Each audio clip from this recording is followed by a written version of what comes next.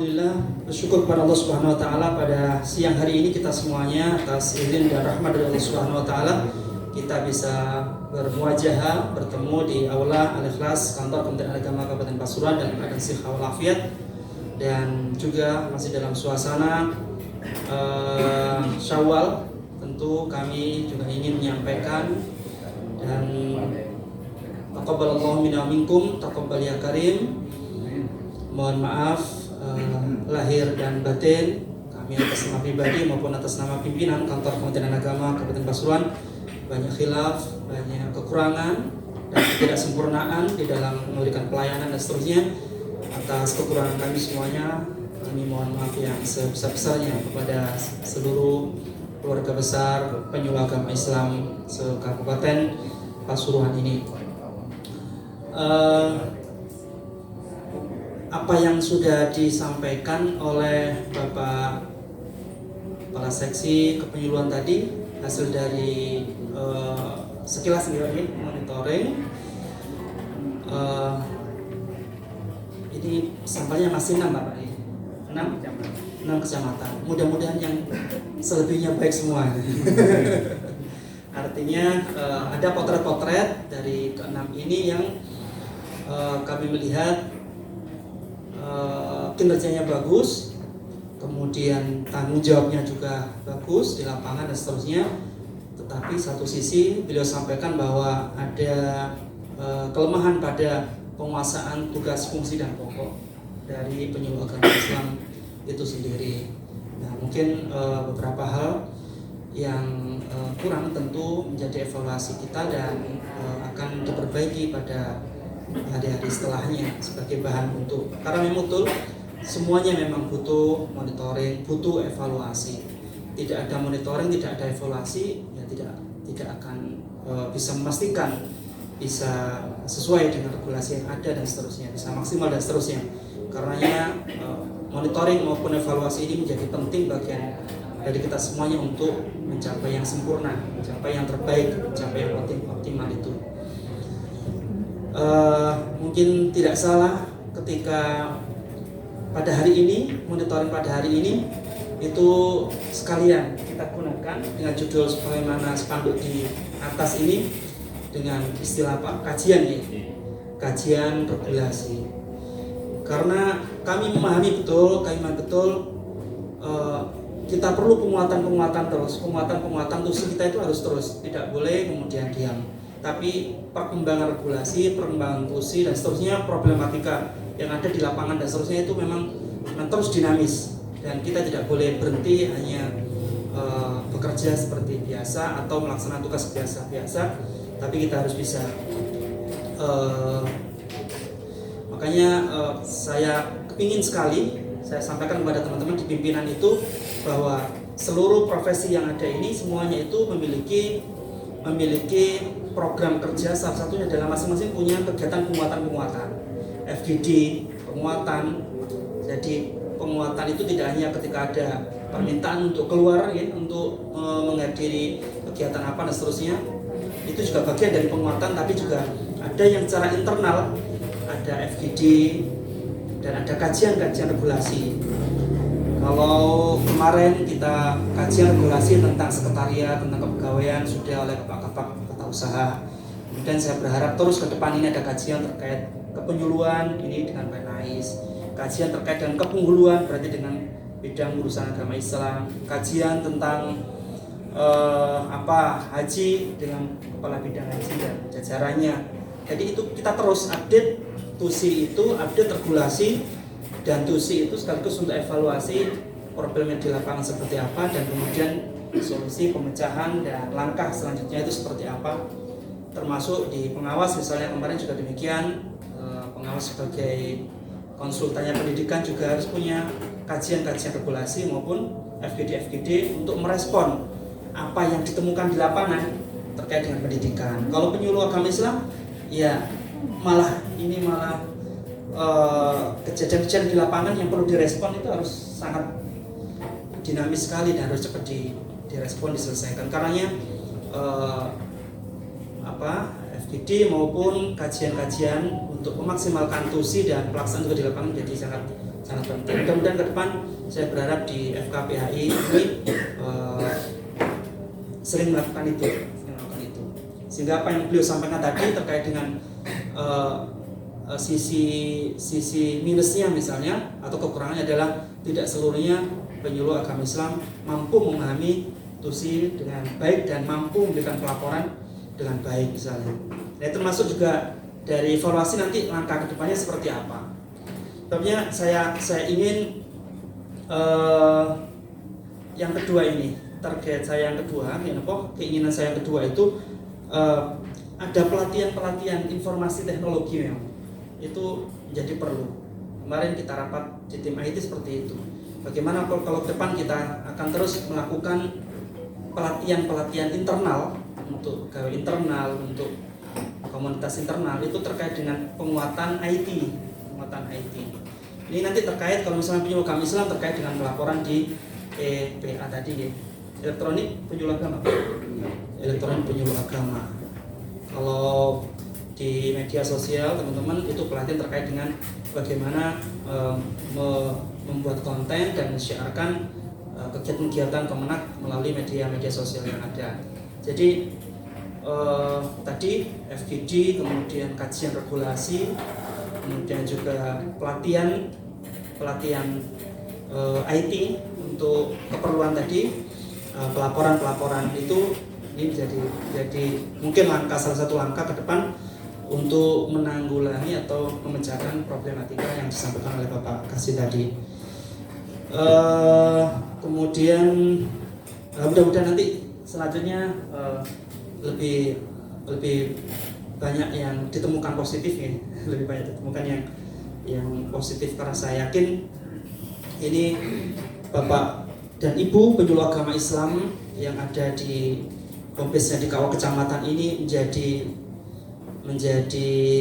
intelijen kami, menjadi informan Kementerian Agama, bagaimana agama bisa dikawal, agama bisa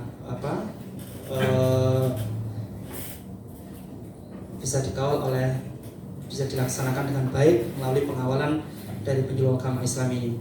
Bapak dan Ibu sekalian saya hormati, tahun 2022 ini memang momentum yang sangat baik, sangat berharga sekali kita untuk berbicara. Tidak hanya bekerja tapi juga berbicara. Berbicara dalam arti menyadarkan kepada masyarakat bahwa agama itu adalah untuk kemaslahatan, untuk kedamaian, untuk ukhuwah dan seterusnya. Jadi tahun inilah momentum yang paling penting, yang paling berharga untuk kita lebih banyak bekerja sekeras-kerasnya, sebaik-baiknya, menanamkan kesadaran kepada masyarakat semuanya bahwa kehadiran agama bukan untuk konflik.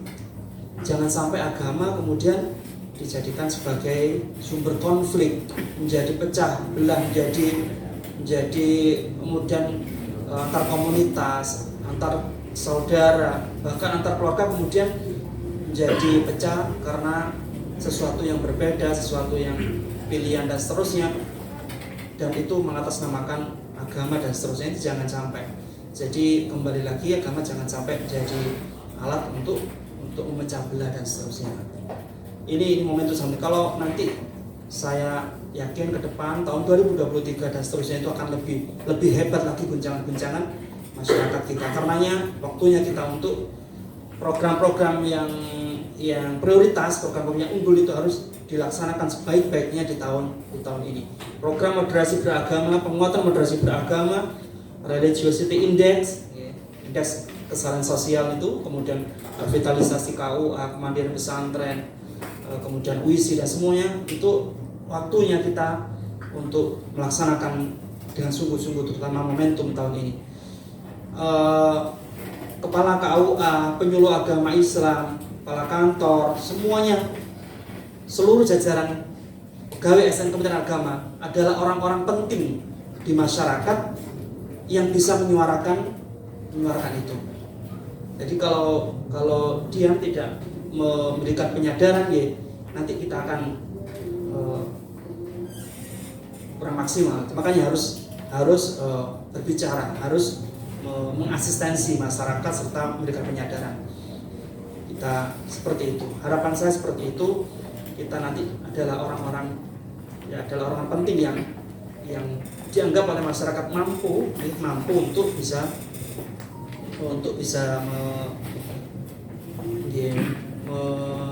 suasana untuk Bapak dan Ibu sekalian saya hormati. Itu yang ke berapa tadi. Selanjutnya yang ingin saya sampaikan, ini hasil evaluasi yang pernah kemarin kami silaturahim kepada Bapak Menteri Agama, Sekut Komas di Rembang kemarin juga menyampaikan hal yang sama, bahwa fokusnya memang saat ini fokusnya beliau adalah bagaimana paham keagamaan atau paham kebangsaan itu menjadi poin utama beliau untuk memberikan penyadaran kepada masyarakat. Jadi ada beberapa provinsi, 7 kalau tidak salah, yang dianggap merah terkait paham kebangsaan ini. Kalau insya Allah Jawa Timur tidak mungkin tidak terlalu menjadi sorotan aman. Tapi kalau misalnya Jawa Barat, lagi yang di luar Pulau Jawa ada yang ini dianggap ini yang paling berat tugas-tugas itu. Artinya menyisir bagaimana menyadarkan masyarakat untuk memiliki paham kebangsaan yang sesuai dengan ideologi bangsa dan seterusnya. Ini apalagi tidak hanya di kalangan masyarakat, bahkan di kalangan penyuluh agama Islam saja di daerah tertentu ini juga ada 50% belum selesai dengan paham kebangsaannya. Nah, ini menjadi PR bagi Kementerian Agama pusat untuk insya Allah kalau Jawa Timur tadi sementara ini penilaian beliau aman dari itu. Tetapi sekali lagi ini adalah tugas besar kita, bagaimana bisa kembali menggiring, membimbing masyarakat itu sesuai dengan paham keagamaan dan paham kebangsaannya yang ada di negara kita. Bapak dan Ibu sekalian, para yai dan punyai serta ulama Islam yang kami hormati, Kementerian Agama alhamdulillah saat ini dalam hal pelayanan prima telah mendapatkan anugerah termasuk sebagai pembina dari pelayanan, salah satu pembina pelayanan yang terbaik lah di antara instansi-instansi lain kemarin mendapatkan penghargaan ini. Artinya bahwa supaya kita di dalam memberikan pelayanan kepada masyarakat dan seluruh jajarannya, alhamdulillah ini dinilai sudah baik sehingga mendapatkan sebuah penghargaan itu. Tapi sekali lagi bahwa ini tugas ke depan tidak semakin mudah tapi semakin berat, maka kita tetap harus terus berusaha untuk memaksimalkan tusi kita. Ke depan, Bapak dan Ibu sekalian saya hormati, ke depan kita ingin terus bersatu padu seluruh lintas sektoral, termasuk juga gawangnya ini penyuluh agama Islam, di dalam merespon apa yang ada di masyarakat supaya cepat. Kita diminta oleh Bapak Menteri Agama itu responsif, peka, kemudian punya sensitivitas seperti itu dan segera menyelesaikan hal-hal ketika di lapangan ada hal yang terkait dengan problem sosial budaya di masyarakat yang menjadi keresahan masyarakat. Kita harus tampil di depan dan harus bisa aktif berpartisipasi dan menyelesaikan masalah itu. Karenanya mungkin beberapa program yang ingin kami lakukan, terutama di jajaran Bimas Islam ini, salah satunya adalah ada kegiatan harmonisasi lintas sektoral. Harmonisasi lintas sektoral itu misalnya di tingkat kecamatan ya. Saya ingin di tingkat kecamatan itu antara kepala KUA, penyuluh agama Islam, kemudian MWJ, kemudian ormas yang ada dengan Forkompimca yang ada, semua itu jadi satu koordinasi yang solid. Karena ketika ini solid, maka segala permasalahan di masyarakat ini cepat terselesaikan. Seperti itu. Semua kecamatan seperti itu. Jadi satu langkah, misalnya mensukseskan vaksinasi bareng, kemudian mensukseskan program lain atau apa yang ada di masyarakat yang menjadi program pemerintah diselesaikan seterusnya. Karena evaluasi saya kemarin ketika pada waktu program 1 juta booster vaksin misalnya, Kemenak ingin membantu pemerintah dan dinas dalam hal ini Kementerian Kesehatan untuk ikut membantu masyarakat agar booster. Itu saya lihat di lapangan di tingkat kecamatan responsinya berbeda-beda. Ada yang aktif, misalnya Winongan dan seterusnya aktif. Ada yang sedang, dan bahkan ada yang tidak punya responsif. Kenapa? Ketika kita tanya beberapa KUA yang kita panggil, kita tanya kenapa tidak melakukan seperti yang dilakukan perintah instruksi kita. Ini memang karena berbagai macam alasan, salah satunya adalah tidak melakukan koordinasi dengan lintas sektoral. Nah, mungkin ini yang harus kita bangun kembali dari sini ke depan. Kita menyongsong tahun-tahun rawan ke depan, maka kita harus segera merapatkan barisan lintas sektoral di tingkat kecamatan untuk berharmonisasi dan rapat koordinasi. Yang lainnya penguatan moderasi beragama,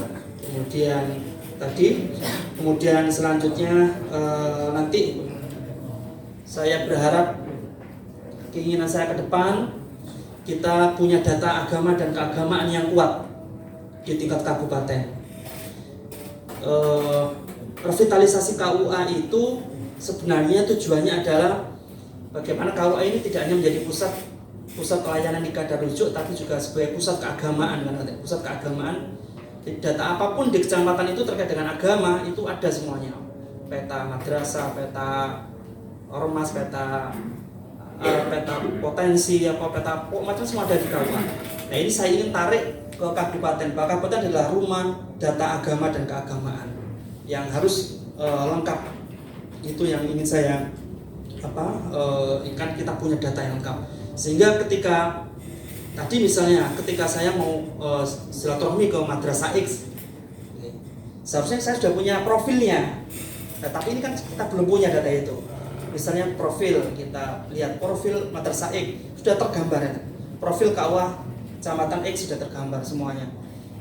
Bagaimana masyarakatnya, bagaimana potensi keagamaannya, bagaimana semuanya harusnya kita punya data itu. Tapi kan kita sebagai Kementerian Agama itu kita minim data untuk itu.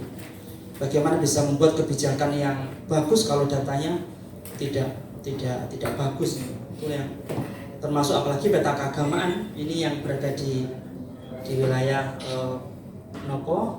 sasaran dakwah panjenengan. Semuanya kan juga harus punya peta dakwah, peta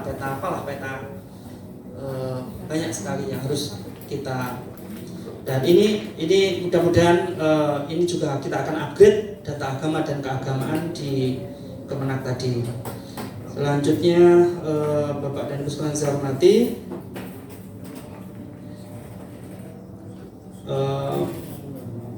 mungkin sebagai bagian dari apa yang beliau sampaikan, Bapak kasih penjelasan sampaikan. Mudah-mudahan hasil monitoring ini kita bisa tindak lanjuti dengan baik untuk meningkatkan apa yang menjadi kekurangan dan meningkatkan apa yang sudah menjadi sudah secara maksimal kita laksanakan tetap ditingkatkan, dan sambil untuk membenahi apa yang menjadi kekurangan dari pelaksanaan tugas di lapangan. Terkait dengan apa tadi yang beliau sampaikan dengan isyarah itu Bapak Menteri Agama menyampaikan kepada kita tidak pernah henti-hentinya untuk berusaha meningkatkan mengajukan anggaran untuk penyuluh agama Islam ini. Dan itu dulu juga pas Pak Presiden Pak Jokowi dulu ada peningkatan sekian, kemudian ini juga beliau ingin maju lagi, Pak Menteri ingin mengajukan usulan kembali supaya ada peningkatan dan kebijakan-kebijakan yang baik terkait dengan itu. walaupun maju kepada Menteri Keuangan mesti ini harus dicarikan cantolan undang-undangnya, ini harus ada kajian-kajian dan seterusnya. Tapi Bapak Menteri Agama sekali lagi menyampaikan kepada kami bahwa beliau tidak pernah patah semangat ya, untuk terus mengusahakan terkait dengan bukankah di instansi yang lain itu juga bisa dengan alasan apalagi ini terkait dengan pemiluan agama yang jauh lebih besar tanggung jawabnya dan tugasnya daripada profesi-profesi yang lainnya. Dan itu ketika pimpinan pusat membuat kebijakan, maka saya yakin seperti tahun-tahun sebelumnya juga bisa. Itu optimisme dari Bapak Menteri Agama ke depan terkait dengan itu, ini yang bisa kami sampaikan hasil silaturahim dengan beliau Pak Siddiq Diamat di Rembang. Mudah-mudahan ini bagian dari motivasi kita, tapi saya yakin motivasi yang sudah disampaikan oleh Bapak Kasih tadi sudah sangat bagus, bahwa kita yakin kita tidak untuk tujuan itu, kita melaksanakan tugas kita ini adalah panggilan keagamaan, juga panggilan negara untuk melaksanakan tugas ini. Tentu yang lainnya adalah akan mengikuti dengan sendirinya. Demikian yang bisa kami sampaikan. Terima kasih Bapak atas kerawannya dan berikan arahan kepada kami. Selanjutnya mohon dibuka pintu dialog kalau saya menginginkan supaya respon yang terjadi di lapangan dan bisa segera cepat diambil langkah-langkah penyelesaian. Sebagaimana judulnya ini kajian, otomatis kajian itu atau FGD atau kajian itu mesti ada permasalahan, kemudian juga ada penyelesaian, dan itu ternotifikasi menjadi kompilasi dari kajian, sehingga ke depan ketika ada permasalahan yang sama itu kita sudah punya rujukan. Oh, dulu ini kajiannya seperti ini, langkahnya seperti ini.